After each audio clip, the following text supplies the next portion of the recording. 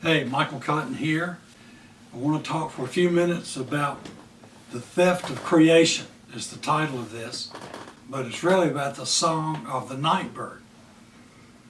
Gloria and I live over here in Jamestown, North Carolina, right on the deep river, right over the bank. So our second floor master bedroom suite is looking right out over the trees on the river bank. So we're in the trees. We wake up every morning as they begin the day, and it's a marvelous thing. A month or so ago, we were getting ready for bed. The window was open, and there was a bird singing away outside in the middle of the night. So we took a minute. I was fascinated by that. It wasn't the owl. We get an owl over here in the river bottom quite often, but it wasn't an owl. It was a bird singing, and we looked it up, figured out what it was, and I downloaded a little sound clip on my phone of this bird singing. Then I stuck the phone up to the window and played the recording. You would have thought it was July the 4th. One bird started singing, and then another one about halfway down the river started singing back, and then another one on down the river. They were all singing in the middle of the night, and we were in here laughing with joy because we know that God made these things. So I want to talk about the theft of creation for a minute.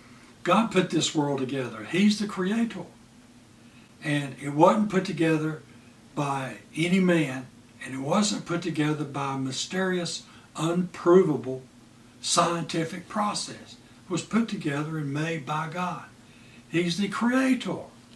It says in Romans 1, listen to this little snippet. What can be known about God is plain to them because God has shown it to them, for his invisible attributes, namely his eternal power and divine nature, have been clearly perceived ever since the creation of the world. Now that means that if you have eyes to see, you can look at the world around you, or listen, in our case, to that bird just singing up a concert the other night, in the middle of the night. You can listen to these things and watch them. You can begin to understand the mind of God, and the mind of God leads to joy. Here's the first thing God said to me years ago. I was looking at a cardinal, and we were living in Fuquay-Varina then. That's in North Carolina, fine town. There was a cardinal outside, and God said to me, I didn't have to make it that way. What do you mean, God? Look at that cardinal. I made it red and beautiful and bold. I didn't have to make it that way. I could have made every bird plain old gray birds, and I didn't have to give them song. I gave them song. I said, well, God, why did you do that? He said, because I want to bless you. I want you to see the joy of my heart, for I am the creator God. As you look at even the birds that I made to sing to you in the morning, Michael. We lie up here in our bed early in the morning with the window open out on the river, and the birds will start singing just when that magenta sky begins to reveal itself, just the lightening of the sky, and it turns from a black to a deep purple, to a lighter purple, to this magenta, and the birds are singing, and they're serenading us with the joy of the Creator God. That's an amazing thing. Now, along comes mankind, and mankind starts to postulate. Postulate means trying to think up a question or pose a question that you know you haven't got an answer to. Postulate. It's a fancy word, and people look fancy, they feel fancy when they're postulating some theory that they can't prove. Start to postulate theories that God didn't make any of this, that he didn't make the animals, was all an accident. From unformed substance, it just sort of came together and then just sort of made itself up.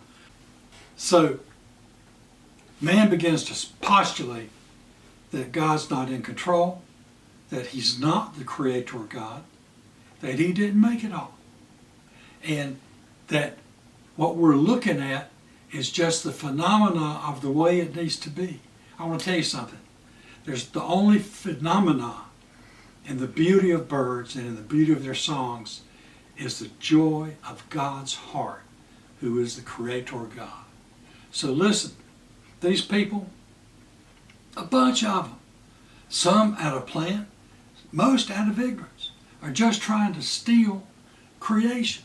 Don't let them do it. Now, this video was prompted when I was reading Job last time through. So Job's had this thing going on with God. God put Job to a test, and the real test was, would Job still praise me when everything he thought was important was gone? And of course he did. He never rejected God. He did not curse God. So at the last, God's having a serious conversation with Job. And he says to Job, do you know when the mountain goats give birth? Do you observe the calving of the does? Can you number the months that they fulfill? And do you know the time when they give birth, when they crouch, bringing forth their offspring? Were you there when I made the Pleiades? Were you there when I made the constellations? Of course, Job's going over and over again. No, God, no, I wasn't. No, I wasn't. But what's God doing? He's saying, he's pointing out, I'm the Creator God. I made these things. Mankind did not make these things. I made these things. They are from me. And so for anyone to attempt to steal creation from you, they're really trying to steal the joy you're supposed to have in your Creator God, who is absolutely astonishing. He is astonishing. Look at the birds and think every single one of those birds God made, and He did it with a design to bless us and amaze us. I bet if you took away all the birds so there never were any birds, you got all the scientists together in a room and you described a bird, they would laugh at you. Because an animal that can fly, maybe if you took away bumblebees and got the scientists in a room and described the bumblebees to them, they would say, no, I can't, it's not possible. That bumblebee can't fly. It's not aerodynamic and it can't do it. So all of these things, man in his self-possessed wisdom would steal away from God. But God gives us this universe and this creation to amaze you and enliven you. Have you ever thought every morning the sun comes up with this magenta, glorious thing that just fills the eastern horizon, and every night He does the same thing. He begins our day with beauty and He ends it with beauty. Don't let some other fellas steal creation. God bless you.